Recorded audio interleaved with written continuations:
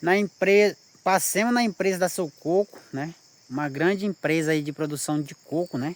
Que ela fica localizada no município do Moju, na PA 252, né? Como não deu dessa vez, a gente tá mostrando o agro dela, né?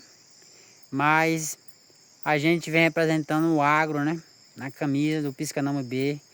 É uma empresa aí que ela vem muitos anos a produzir o coco, né? Aqui no nosso Pará, que é a empresa Sou Coco.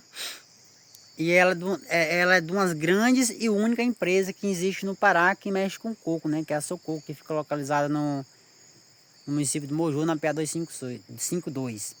Mas as maiores produções de coco é na Paraíba e no Ceará. Mas graças a Deus tem uma aqui representando o nosso estado do Pará, que é a Sou Coco, né? Na produção de coco.